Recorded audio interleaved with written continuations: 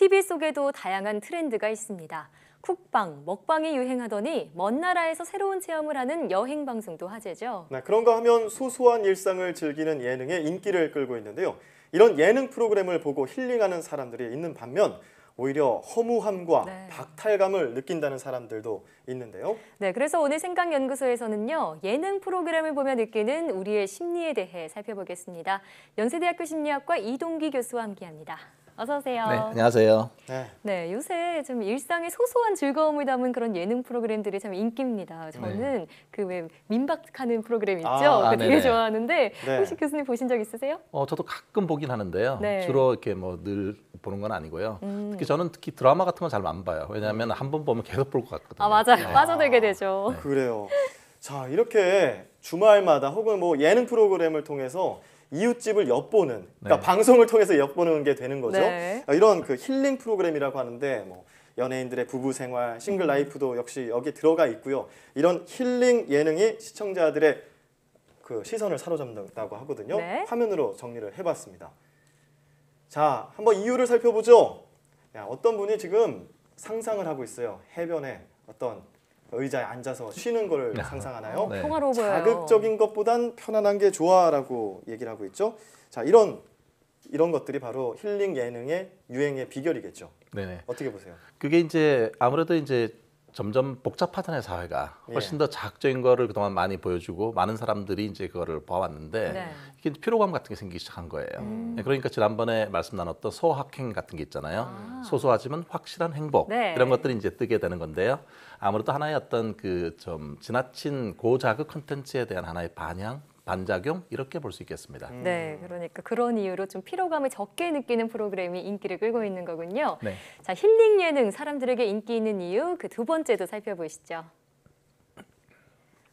육아 고민을 똑같이 하는 연예인을 보면서 사람 사는 거 다 똑같구나 하고 좀 위로를 받는 것 같아요. 이렇게 연예인이든 우리든 비슷한 모습을 좀 보면서 동질감 또는 친밀감 같은 걸 느끼게 되나 보죠? 그렇죠. 아무래도 이게 겉으로는 연예인들이 화려해 보이지만 막상 그 예능 그 장면에 나와 보면은 같이 빨래 걸고 있고 이런 거 보면 동질감이나 친밀감을 쉽게 느낄 수가 있겠죠. 똑같은 사람이에요. 별반 다르지 않다 이런 느낌이 들잖아요. 사실 저 연예인 얘기는 아닙니다만은 이전에 콜센터를 운영하는 기업체에서 하나의 어떤 캠페인을 한 적이 있었는데요. 보통 콜센터에서 이제 전화 받는 분들을 감정 노동자라고 하잖아요. 되게 힘든데 그렇죠. 그런데 이제 그 통화 연결음을 바꿨어요. 어떻게 하냐면 사랑하는 우리 딸이 전화를 받습니다. 뭐 이런 내용을 거기에 담은 거죠. 그랬더니 그 콜센터에 전화해서 항의하거나 갑질하거나 이런 것이 훨씬 줄었다는 거예요. 그래요. 왜냐하면 뭔가 가족 같은 느낌 이런 것들이 친밀감을 느끼게 되면 훨씬 더 따뜻하게 대하게 된다는 거잖아요. 그러니까 연예인들도 화려한 것 같은데 사실 보면 우리랑 비슷하다. 그러니까 뭔가 동료의식 같은 거 이런 걸 느낄 수 있는 거죠. 그리고 또 우리가 이렇게 일상을 엿보는 프로그램이잖아요. 그런 걸 보니까 요새 왜 SNS 보면서 남의 일상 엿보는 좋아하는 사람들 이런 것도 비슷한 맥락인 것 같아요. 일종의 엿보기 심리, 뭐 예전부터 관음 심리라고 하는 거가 있는데요. 아마 일부 사람들이 그런 것 같아요. 예, 그렇군요. 자, 그런데 지금 제가 앞서서도 말씀드렸다시피 반면에 이런 일상 예능을 보고 오히려 불편하다, 박탈감을 느낀다 이런 분들도 계십니다. 편안하고 친밀한 그들에게서 어쩐지 괴리감과 불편한 구석이 느껴진다는 건데요. 그 이유에 대해서도 화면을 통해 준비해봤습니다. TV를 보면서 왠지 힘이 빠지네 라는 분이 계세요. 지금 일은 많은데 안에 연예인은 좀 쉬고 있는 걸 보니까 괜히 부러운 것 같기도 하고요. 이게 보시면은 TV에 이제 연예인이 나와서 뭔가 요가를 하고 있다든지 뭔가 요리를 만들어 먹는다든지 이런 걸 보잖아요. 그러면 어떤 때는 우리랑 되게 비슷한 것 같은데 보면 가만히 보면 똑같지는 않거든요. 뭔가 멋진 그 요가 시설이라든지 이런 게 있잖아요. 그러니까 그걸 보면서 만약에 부부가 앉아서 얘기를 하는 거예요. 당신도 저렇게 요가를 좀 해봐. 몸매 관리를 좀 하고 저런 요리 좀 만들어 보면 좋잖아. 이렇게 얘기하면 어떻습니까? 서로 다툴 가능성이 많잖아요. 그럼 얘기를 하죠.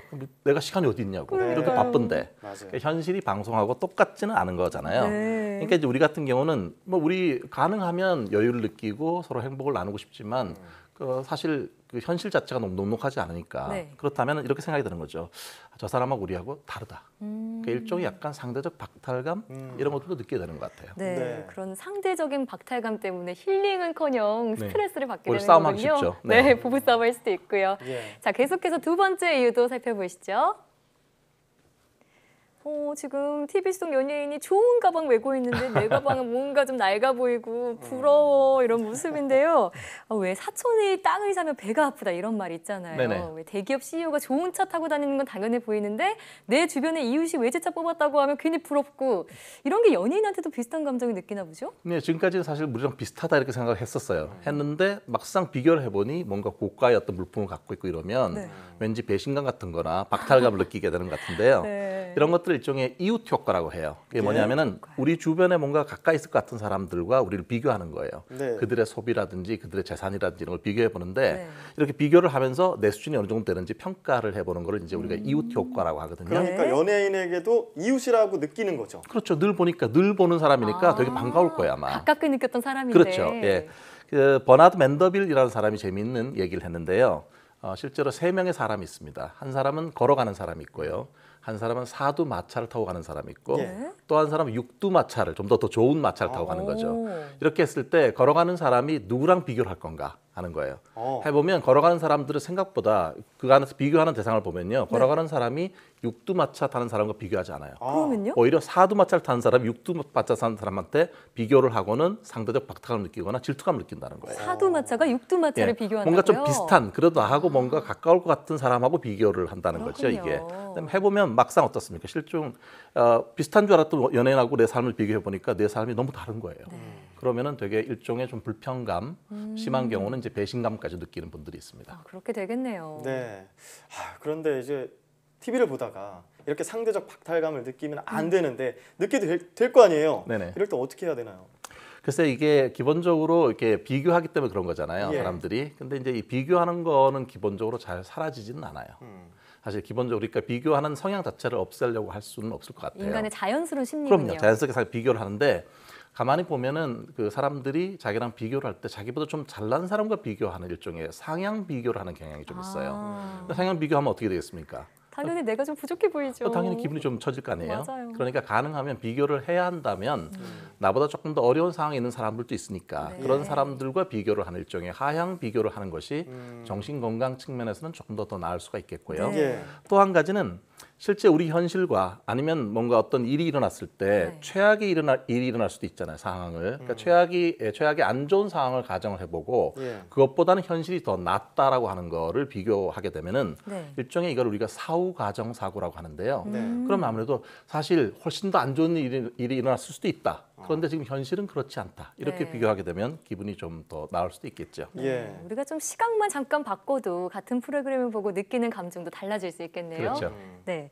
자, 그렇다면 최근의 트렌드 어떻게 받아들이고 소비하는 게 현명한 방법일까요? 사실 같이 이렇게 그 TV를 같이 보고 그런 트렌드를 같이 호흡하는 건 저는 많은 순기능이 있다고 생각을 해요. 네. 뭔가 공통 화제를 찾기도 훨씬 수월하고요. 그다음에 같은 시대를 살아가는 사람들과 비슷한 걸 같이 경험하는 것 자체가 자연스러운 그런 거니까요. 네. 하지만 잊지 말아야 할 거는 방송은 방송이고 맞습니다. 현실은 현실인 거잖아요. 네. 그러니까 지나치게 방송에 나온 모습을 현실과 이렇게 비교해 가면서 일부러 상대적 박탈감을 느낄 필요는 없을 것 같아요. 네. 그렇군요. 오히려 어떤 정치인이 말을 했죠. 저녁이 있는 삶 또는 휴식이 있는 삶. 그걸 특히 좋아하는 소중한 사람과 함께 보내는 게 그거야말로 정말 최고의 힐링이 아닐까 생각합니다. 네. 그런 건 정치인들이 만들어야 되는 거 아니에요? 그런 삶을. 자, 저는 이런 생각을 또 해봤습니다. 힐링, 네. 너 내 안에 있다. 가까운 데 있다. 뭐 이렇게 생각하면 좋을 것 같고요. 네. 지금 우리 사이언스 투데이 시청자분들께서도 수요일마다 이 생각연구소를 통해서 힐링 받는 시간을 좀 가져봤으면 좋겠습니다. 네, 지금까지 연세대 이동기 교수와 함께 이야기 나눠봤습니다. 오늘 말씀 고맙습니다. 네, 감사합니다. 고맙습니다.